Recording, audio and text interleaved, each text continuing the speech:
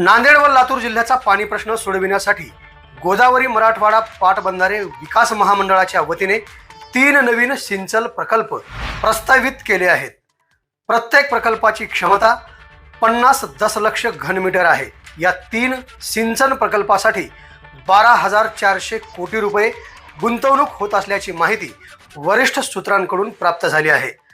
पर्जन्य छायेचा प्रदेश म्हणून मराठवाड्याची ओळख आहे। 50 वर्षाच्या कालावधीत केवळ 12 ते 15 वर्षेच मराठवाड्यात मुबलक पाऊस पडला आहे। उर्वरित कालावधीत कमी किंवा सामान्य पाऊस पडला। 2015 व 2016 या 2 वर्षी लातूर जिल्ह्यात कमी पावसामुळे गंभीर पाणी टंचाई होती। मांजरा प्रकल्प कोरडा पडला होता। यामुळे लातूरकरांसाठी रेल्वेने पाणी आणण्याची वेळ आली होती। मराठवाड्यातील बहुतेक जिल्ह्यात दरवर्षी अनेक गावांना टँकरद्वारेच पाणी पुरवावे लागते। यावर तोडगा काढण्यासाठी जलसंपदा विभागाने नांदेड व लातूर जिल्ह्यासाठी 3 प्रकल्प प्रस्तावित केले असल्याची माहिती सहकार मंत्री बाबासाहेब पाटील यांनी आवाज बहुजनांचा न्यूजशी बोलताना दिली आहे।